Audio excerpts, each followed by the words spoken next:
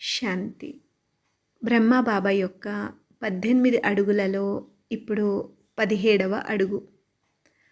బ్రహ్మబాబా సమానంగా సంపూర్ణతా పథంలో ప్రతి బ్రహ్మవత్స ఫాలో చేసి సమానంగా అవ్వాలి.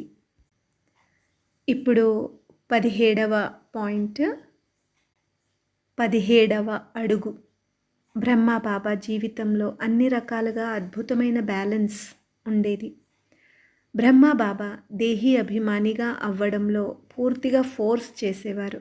తో పాటు దేహం యొక్క ఆరోగ్యము మరియు సంభాలన విషయంలో అవహేళన చేయమని చెప్పేవారు కాదు. అట్లా అని పదే పదే శారీరక అనారోగ్యం గురించి చర్చ చేసి మన శ్వాసను వ్యర్థంగా పోగొట్టుకోవద్దు.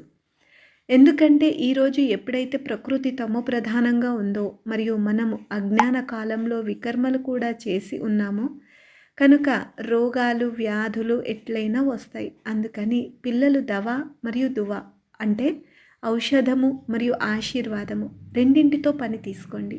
మరియు సేవ యొక్క స్థితిలో కూడా యోగంని మర్చిపోవద్దు.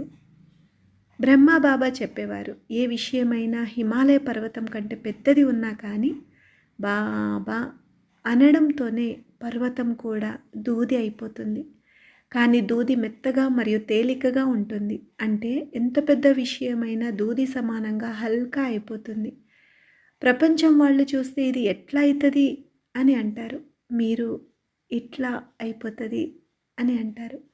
శివ్ బాబా అనడంతోనే బుద్ధిలో టచ్ అవుతుంది. ఇలా చేయడం అని అప్పుడు సహజమైపోతుంది. ఇదే సహజ యోగి జీవితం.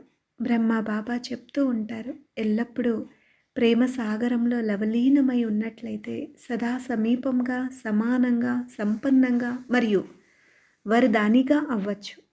బ్రహ్మబాబా చెప్తుండేవారు, ఎంతైతే పిల్లలు అయిన మీరందరూ స్నేహంతో ఉంటారో అంత స్నేహం శివ్ బాబాకి కూడా పిల్లలతో ఉంది. పిల్లలందరికీ ఒకే మాదిరిగా అతి స్నేహం ఇస్తారు.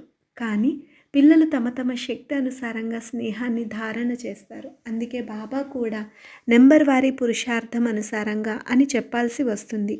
కానీ బాబా పిల్లలందరికీ నంబర్ 1 హృదయపూర్వక ప్రేమ అమృత్వేళ నుండి ఇస్తారు. అందుకని అమృత్వేళ విశేషంగా పిల్లల కోసమే పెట్టారు. ఎందుకంటే అమృత్వేళ దినం మొత్తానికి ఆది సమయం అయితే పిల్లలు ఆది సమయంలో బాబా స్నేహాన్ని హృదయంలో ధారణ చేస్తే హృదయంలో పరమాత్మ స్నేహం ఇమిడి ఉన్న కారణంగా వేరే ఏ ప్రేమ ఆకర్షించడం ఉండదు.